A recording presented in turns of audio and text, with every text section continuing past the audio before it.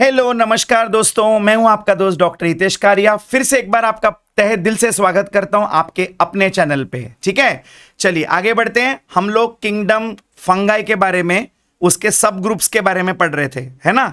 बहुत interesting topic था। हमने देखा लास्ट टाइम कैसे कैसे तरीके से वो लोग सेक्सुअल रिप्रोडक्शन कर लेते हैं।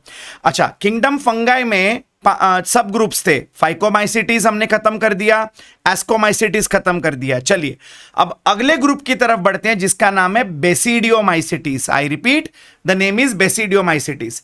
अब बच्चों, इन ग्रुप के फंगाई को हम क्लब फंगाई भी बोलते हैं। क्या बोलते हैं? Club fungi. अब आप बोलेंगे सर ये क्या क्लब में मिलते हैं क्या, इसलिए इसको क्लब फंगाई बोलते हैं? नहीं बेटा, ये आपका पार्टी करने वाला क्लब नहीं है। ठीक है, ये इसको क्लब क्यों बोलते हैं? आपको मशरूम पता है? ये देखिए इमेज में आप लोग देख सकते हैं, ये इसके ऊपर जो स्ट्रक्चर बन रहा है, ऊपर ऐसा मोटा छतरी जैसा, क्या आपको ये हनुमान जी की गदा की तरह दिख रहा है? पता है वो मारने वाली गदा होती है, हाँ, उसको इंग्लिश में कहते हैं क्लब। तो इनका ऊपर का पार्ट ऐसे क्लब जैसा होता है, गदा जैसा होता है। ओके, इसीलिए इसको हम लोग बोलते हैं क्लब फंगाई। इसका आपके क्लब से कोई लेना देना नहीं है। Are you getting my point? चलिए आगे बढ़ते हैं। अब इनका जो हाइफे है ये भी ब्रांच्ड है एंड सेप्टेट हाइफे है, just like ascomycetes. Here also the hyphae are branched and septate. अब यहां पर ये दो ही इंपॉर्टेंट पॉइंट हैं जो आपके बुक में दिए हैं, लेकिन हमें इनके एग्जांपल्स याद रखने, very very important. Okay, the first example is called as agaricus. Agaricus क्या है पता है? यही तो है हमारे मशरूम्स जो हम खाते हैं। तो mushroom is a fungus which comes under the basidiomycetes group. Please do not forget, mushrooms are edible. Of course सारे मशरूम्स एडिबल नहीं होते, कुछ कुछ पॉइजनस होते हैं। ऐसा नहीं कि आपको रास्ते में कोई मशरूम दिखा आपने उखाड़ के खा लिया, नहीं नहीं बेटा, उससे जबरदस्त वाली फूड पॉइजनिंग हो सकती है। जो खाने वाले मशरूम्स होते हैं वो स्पेशली खाने के लिए ग्रो किए जाते हैं। ठीक है, तो मशरूम का scientific name is agaricus. Then दूसरा जो फंगा आपके सामने दिख रहा है इसका नाम है गैनोडर्मा। I repeat, ganoderma.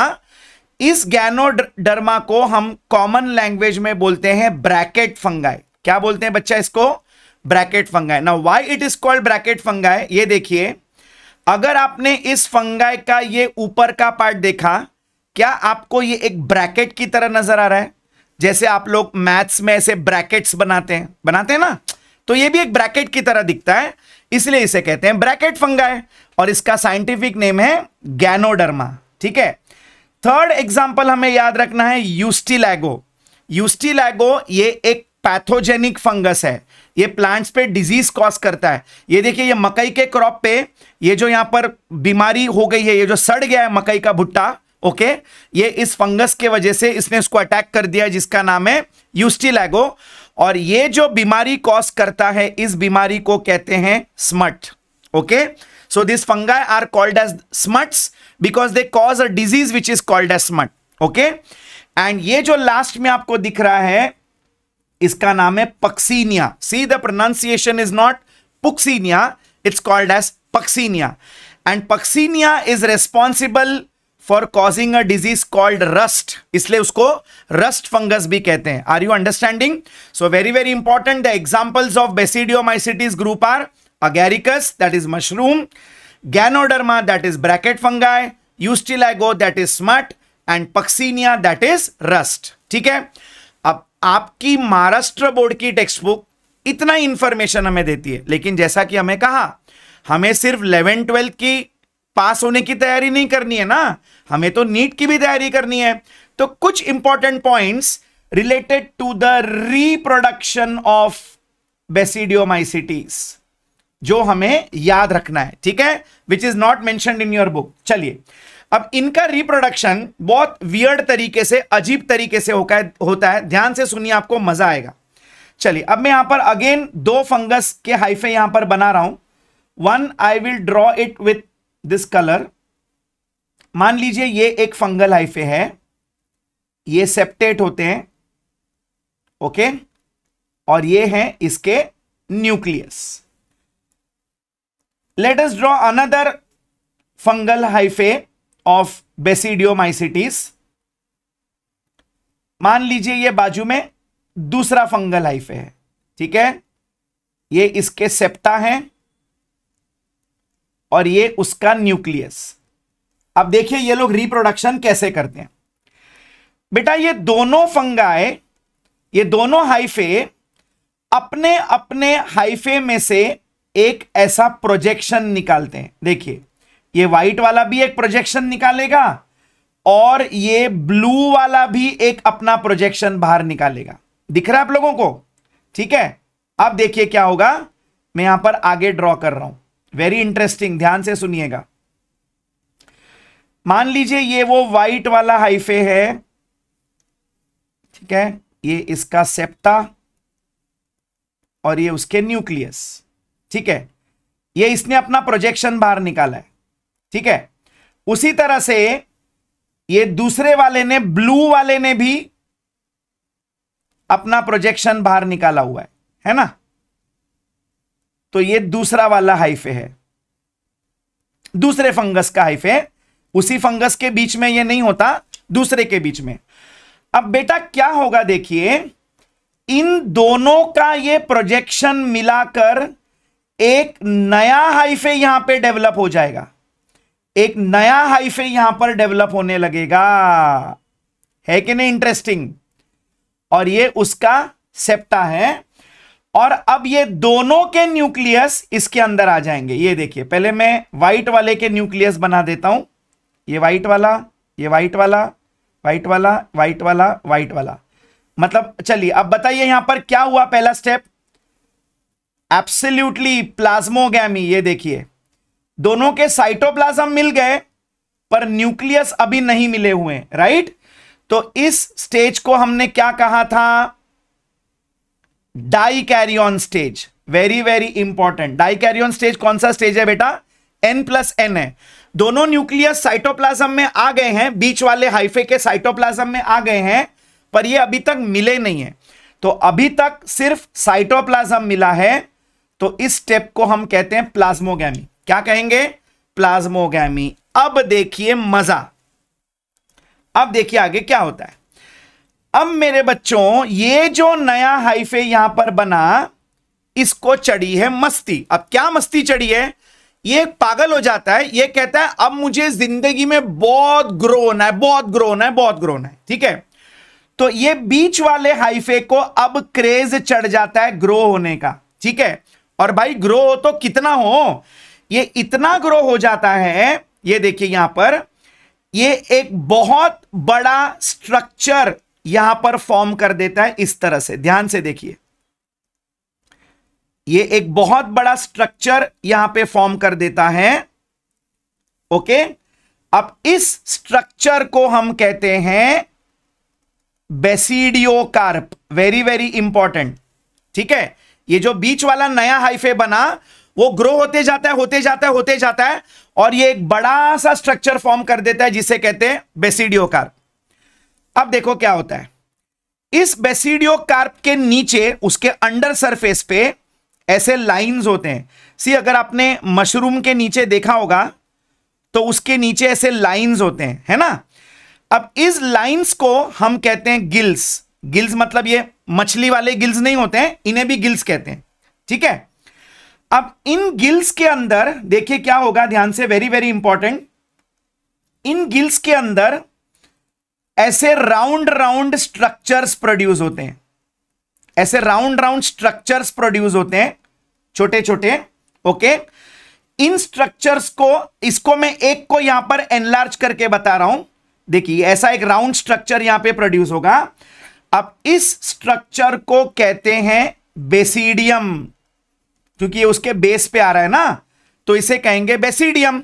और ये दोनों न्यूक्लियस जो यहां पर ज्वाइन हुए थे, जो यहां पर मिले थे, अब बेटा ये दोनों न्यूक्लियस, ये ब्लू वाले का भी और व्हाइट वाले का भी इसके अंदर आ गया, बराबर।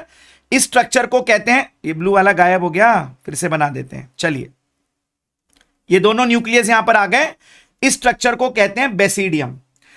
अब इस बेसिडियम में होगी कैरियोगैमी। जी हां, अब ये दोनों न्यूक्लियस फ्यूज होंगे। चलिए आगे का स्टेप ड्रॉ कर देते हैं। ओके, मान लीजिए ये एक बेसिडियम है, अब यहां पर ये जो व्हाइट न्यूक्लियस है और ये जो ब्लू वाले का न्यूक्लियस है, अब ये फ्यूज हो गए, मतलब यहां पर हो गई कैरियोगैमी। मतलब अब ये स्ट्रक्चर बन गया 2n, है ना। देखो ये वाला न्यूक्लियस n था, ये वाला n था, कैरियोगैमी हो गई, अब ये बन गया 2n। अब हमने क्या कहा, जहां पर भी 2n दिखे हम क्या करवा देंगे, हां जी, अब हम इसमें करवा देंगे मियोसिस, है ना। अब देखिए मियोसिस से क्या होगा, once again this is the basidium, ठीक है। अब इस बेसिडियम के बाहर, ओके, देखिए यहां पर इस बेसिडियम के बाहर ये जो अंदर का जो न्यूक्लियस है, वो जब वो मियोसिस अंडरगो करेगा इट विल प्रोड्यूस स्पोर्स। लेकिन ये स्पोर्स देखो कहां बनते हैं, ये स्पोर्स इस बेसिडियम के ऊपर ऐसे स्ट्रक्चर्स बनते हैं, पहले ऐसे स्ट्रक्चर्स बनते हैं और इसके अंदर, ओके, इसके अंदर बन जाते हैं ये स्पोर्स बिकॉज ऑफ मियोसिस। अब ये जो स्पोर्स यहां पे बने इन्हें कहते हैं बेसिडियोस्पोर्स। वेरी वेरी इंपॉर्टेंट, डरने की कोई बात नहीं है, बहुत सिंपल है। क्या कहेंगे, बेसिडियोस्पोर्स। अब जैसे ही ये स्पोर्स मैच्योर होंगे, ये यहां से डिटैच होंगे, ये स्पोर्स यहां से डिटैच हो जाएंगे, यहां से ये अलग हो जाएंगे, and whenever they get a suitable substratum and favorable conditions, they will give birth to a new Basidiomycetes fungus. ये हो गया रिप्रोडक्शन इन Basidiomycetes। कितना सिंपल है कि नहीं। देखिए फिर से एक बार, दो अलग अलग फंगस के हाइफे साथ में आते हैं, दोनों अपना प्रोजेक्शन निकालकर ज्वाइन करते हैं और एक कॉमन हाइफे बनाते हैं। पहले दोनों का साइटोप्लाज्म मिक्स होता है, इसे कहते हैं प्लाज्मोगैमी, है ना। अब ये बीच वाला जो नया हाइफे यहां पर बना, इसको चढ़ती है मस्ती ग्रो होने की। ये ग्रो होके एक बड़ा सा स्ट्रक्चर, ऐसे अम्ब्रेला जैसा स्ट्रक्चर बना देता है, क्लब जैसा, जिसे कहते हैं बेसिडियोकार्प, है ना। ये बेसिडियोकार्प के नीचे होते हैं गिल्स, ये गिल्स के अंदर एक छोटे छोटे स्ट्रक्चर्स बनते हैं जिसे कहते हैं बेसिडियम। अब ये बेसिडियम में ये दोनों न्यूक्लियस पड़े, दोनों हाइफे के न्यूक्लियस पड़े। अब इसमें होगी कैरियोगैमी, ये दोनों न्यूक्लियस मिलके बन जाएंगे 2n। अब इस बेसिडियम के अंदर होगा मियोसिस और ये बनाएंगे स्पोर्स। ये स्पोर्स भी बाहर बन रहे हैं, so these spores are also produced exogenously, क्योंकि वो बेसिडियम के बाहर बन रहे हैं, है ना। ऑन मैच्योरिटी ये स्पोर्स यहां से डिटैच हो जाते हैं और जहां पर भी उन्हें सूटेबल सबस्ट्रेटम मिलता है वहां पर गिर के जर्मिनेट होकर they will give rise to new Basidiomycetes fungus. Is that clear. So इसी के साथ हमारा Basidiomycetes ग्रुप भी यहां पर खत्म होता है। चलिए आगे बढ़ते हैं। अब जो लास्ट सब ग्रुप है अंडर किंगडम फंगाई, उसमें है ड्यूटेरोमाइसिटीज। बहुत सिंपल है, इसमें आपको ज्यादा कुछ याद नहीं रखना है। First point, these are called imperfect fungi. ये कंप्लीटली डेवलप्ड नहीं थे फंगाई, तो इन्हें हमने नाम दे दिया इम्परफेक्ट फंगाई, ठीक है। अच्छा, इसकी बात है, ये सिर्फ और सिर्फ स्पोर्स बनाकर एसेक्सुअली रिप्रोड्यूस करते हैं, ठीक है। They reproduce only asexually and they are called as imperfect fungi. क्या नाम है इस ग्रुप का, ड्यूटेरोमाइसिटीज, ठीक है। इसमें एक एग्जांपल याद रखेंगे, इस फंगस का नाम है Alternaria, and Alternaria is a plant pathogen, मतलब it is responsible for causing diseases in plants. ये देखिए, ये एक पत्ते पे ये जो ऑल्टरनेरिया फंगस है, इसने बीमारी कॉज की है। अगर आप इसको माइक्रोस्कोप में देखेंगे तो ये देखिए, ये इस ऑल्टरनेरिया फंगस के स्पोर्स हैं। This is the alternaria fungus. Are you understanding. So this is one example that you will remember, alternaria. And one more example जिसका नाम है कोलेटोट्राइकम। क्या नाम है, colletotrichum. So under deuteromycetes just remember AC. AC is Alternaria and Coletotrichum, ठीक है बच्चा लोग। इसी के साथ हमारा किंगडम फंगाई यहीं पे खत्म होता है। चलिए अगला ग्रुप हम बढ़ते हैं, किंगडम प्लांटे। विटाकर ने जो क्लासिफिकेशन दिया था, 5 किंगडम्स थे ना, Monera, protista, fungi, Plantae, animalia. ठीक है, सी अब इस चैप्टर में हमें प्लांटे के बारे में डिटेल में नहीं पढ़ना, कुछ पॉइंट्स खाली याद रखने, क्योंकि हमें एक अलग पूरा चैप्टर है जो पूरा प्लांट किंगडम पे बेस्ड है। ठीक है, so just certain general features. First, this kingdom is dominated by autotrophs. ये सब के सब फोटोसिंथेसिस करते हैं, ये प्रोड्यूसर्स हैं, ये अपना खाना खुद बनाते हैं, right. So all plants are autotrophs, all the organisms belonging to kingdom Plantae are autotrophs. In the presence of sunlight they can prepare their own food. अच्छा, some of them can be semi autotrophs. अब ध्यान से सुनिए, semi autotrophs का मतलब क्या है। आप लोगों ने इंसेक्टिवोरस प्लांट्स के बारे में पढ़ा है, जैसे ये जो पहला जिफ आप लोग देख रहे हैं एनिमेशन, ये है एक वीनस फ्लाई ट्रैप, इसको वीनस फ्लाई ट्रैप कहते हैं। और ये जो दूसरा बाजू में आपको ये वाला दिख रहा है, let me just highlight and show it to you, ये वाला जो दिख रहा है ये है पिक्चर प्लांट, और ये वाला जो है वो है वीनस फ्लाई ट्रैप। ये कीड़े खाने वाले प्लांट्स हैं, इन्हें हम इंसेक्टिवोरस प्लांट्स भी कहते हैं, and they are called as semi autotrophs. Now can you tell me what do you mean by semi autotrophs? क्या ये फोटोसिंथेसिस नहीं कर सकते? बिल्कुल कर सकते हैं।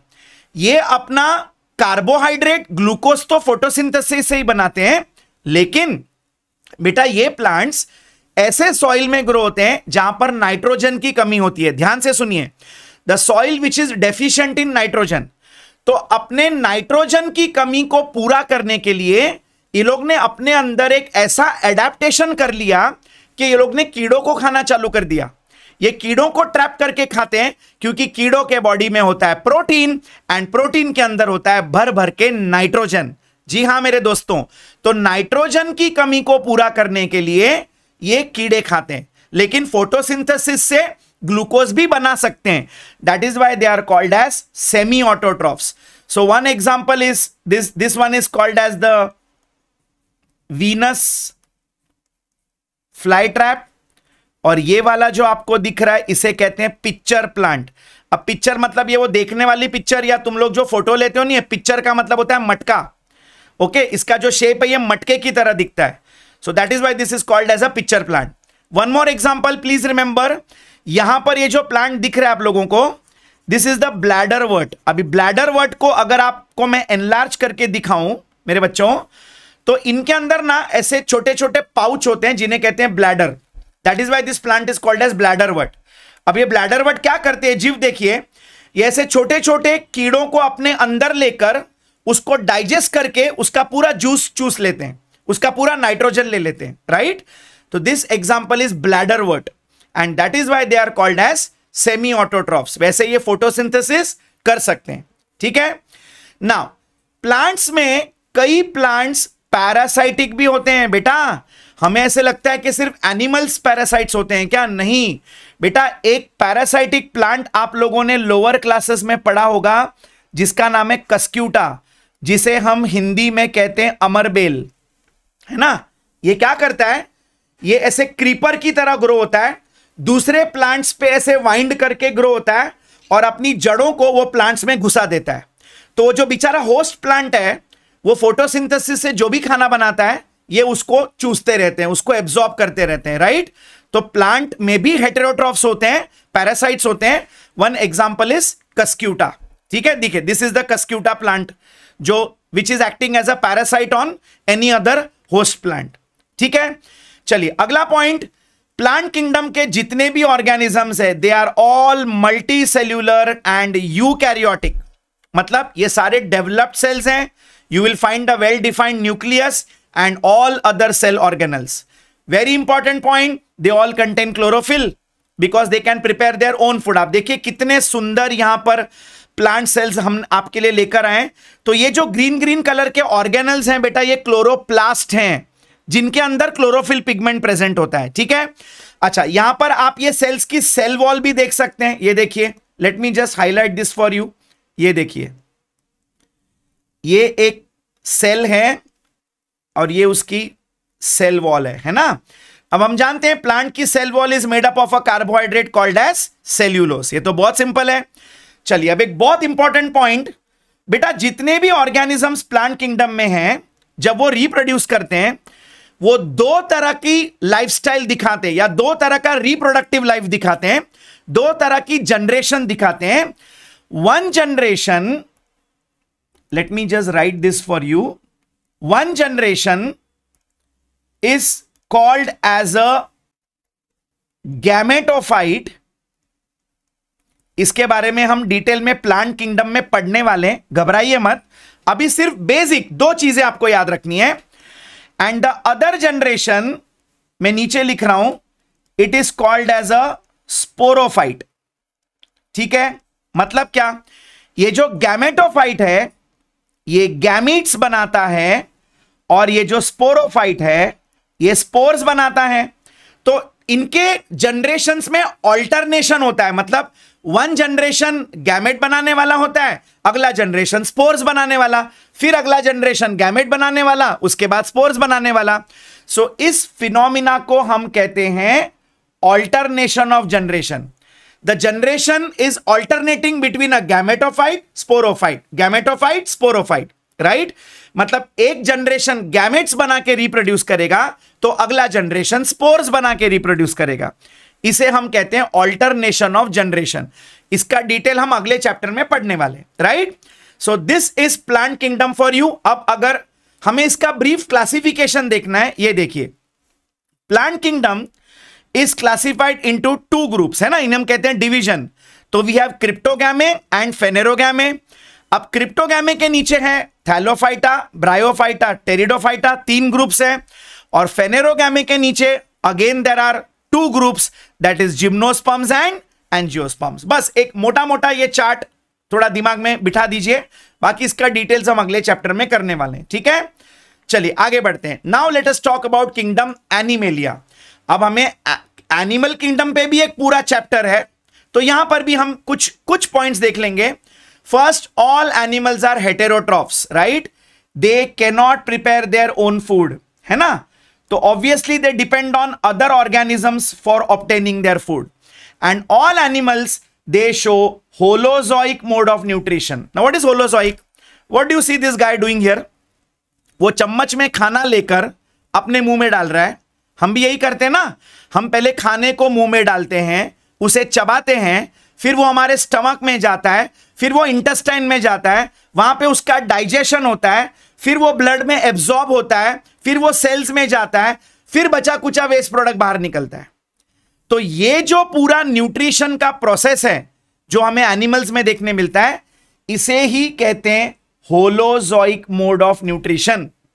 अब होलोजोइक मतलब क्या? This nutrition is completed in 5 steps. अब कौन से स्टेप्स हैं देखिए. फर्स्ट स्टेप को कहते हैं इंजेशन, फूड को अंदर डालना. अगला स्टेप होगा फूड का डाइजेशन. फिर थर्ड स्टेप होगा फूड का एब्जॉर्प्शन. फिर होगा उसका एसिमिलेशन. एंड फाइनली जो अनडाइजेस्टेड फूड को हम बाहर निकालेंगे उसे कहेंगे egestion.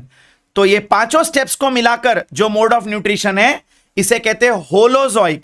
We take in whole food. हम थोड़ी फंगाई की तरह फूड को देखते ही अपने एंजाइम्स उस पर छोड़ेंगे, उसको बॉडी के बाहर डाइजेस्ट करेंगे और फिर अंदर चूसेंगे. नहीं, हम खाना खाएंगे, उसे पेट में डालेंगे, अंदर डाइजेस्ट करेंगे, अंदर ही एब्जॉर्ब करेंगे. So this method of nutrition is called as the holozoic mode of nutrition. Next, very important point. Most of the organisms in animal kingdom they show locomotion. मतलब they can move from one place to another, right? आप भी एक जगह से दूसरे जगह पे चल के जा सकते हो, right? So most of the organisms in animal kingdom can show locomotion, right? Then all the organisms of animal kingdom, okay, almost क्या, सभी, okay, सभी organisms of animal kingdom are multicellular and eukaryotic. मतलब our cell is also a well developed cell. ये देखिए, यहां पर आपको एक वेल डिफाइंड न्यूक्लियस मिलेगा और ये बाकी के सेल ऑर्गेनल्स भी मिलेंगे. You can see all the other cell organelles also. तो ऐसे सेल को हम यूकैरियोटिक सेल कहते हैं, right. So we are all multicellular and we are all eukaryotes. Then क्या हमारे पास क्लोरोफिल है? अगर आप हरे कलर के कपड़े पहन के धूप में खड़े हो जाओगे, अरे भाई आज मैं फोटोसिंथेसिस करने वाला हूं, क्या आप कर पाओगे? बिल्कुल नहीं. So we do not have chlorophyll and our cells do not have a cell wall. तो हमारे सेल की जो आउटर मोस्ट बाउंड्री है वो कौन सी है? वो है प्लाज्मा मेम्ब्रेन, है ना. प्लांट्स के पास प्लाज्मा मेम्ब्रेन के बाहर एक सेल वॉल है, पर हमारे पास कोई सेल वॉल प्रेजेंट नहीं है. So we do not have chlorophyll and we do not have cell wall. Then very important point, animal kingdom में the growth is determinate. Determinate मतलब एक पॉइंट के बाद ग्रोथ बंद हो जाएगी. सी, जब आप छोटे बच्चे थे आपकी बॉडी के साइज इतना था, फिर आप थोड़े बड़े हुए आपकी ग्रोथ हुई, फिर आप टीनेजर हुए आपकी ग्रोथ हुई, फिर आप अडल्ट बनोगे आपकी बॉडी और ग्रो होगी. लेकिन एक पॉइंट के बाद growth will stop. After that whatever growth happens it will only be for maintenance. ऐसा नहीं कि प्लांट की तरह आप ग्रो होते जाओगे होते जाओगे होते जाओगे, नहीं. हमारे में the growth is determinate. Determinate means it is fixed, it will stop after a particular period of time, right. So these are some of the important features of kingdom Animalia. ठीक है, चलिए अब लास्ट टॉपिक की तरफ बढ़ते हैं इस lecture का, जिसमें हम लोग बात करेंगे लाइकेंस के बारे में. बेटा ये बहुत इंटरेस्टिंग ऑर्गेनिजम्स हैं. जब हमने फंगाई किंगडम पढ़ा था इंट्रोडक्शन, हमने कहा था कि lichen is an association between an algae and fungi, है ना. चलिए इसको थोड़ा डिटेल में देख लेते हैं, इंपॉर्टेंट है. नाउ व्हाट इज algae और what is lichen? It is a coexistence of algae and fungi for mutual benefit. मतलब एक ऐसा एसोसिएशन जिसमें एक alga और fungi दोनों एक दूसरे के साथ मिलजुल कर रहने लगते हैं for mutual benefit. Mutual benefit मतलब तू मेरा फायदा कर, मैं भी तेरा फायदा करूं, दोनों मिलजुल के रहेंगे. और इस प्रोसेस को बायोलॉजी में कहते हैं symbiosis. When two organisms live together and both benefit each other, इस एसोसिएशन को हम कहते हैं सिम्बायोसिस. तो लाइकेन में सिम्बायोसिस किसके बीच में? आल्गे एंड फंगस. अब देखिए, अब उसमें जो आल्गल मेंबर होता है मेरे बच्चों, उसे हम कहते हैं फाइकोबायोंट. सी, दो मेंबर है ना, आल्गे और फंगस. तो आल्गल मेंबर को हम कहते हैं फाइकोबायोंट. और ये कौन होते हैं? ये मोस्टली साइनोबैक्टीरिया ग्रुप के मेंबर्स होते हैं. That is blue green algae या ग्रीन algae, कोई भी हो सकते हैं, but majority of them are cyanobacteria. ठीक है, तो ये जो होते हैं ये साइनोबैक्टीरिया होते हैं. ठीक है, द algal मेंबर. एंड जो फंगल मेंबर है उसे कहते हैं माइकोबायोंट, राइट. तो देखिए यहां पर दो मेंबर्स मिलकर एक जोड़ी बना रहे हैं. algal मेंबर को कहेंगे फाइकोबायोंट एंड फंगल मेंबर को कहेंगे माइकोबायोंट. अब देखिए इस इमेज में ये जो सेंटर में ग्रीन वाला है ये है आपका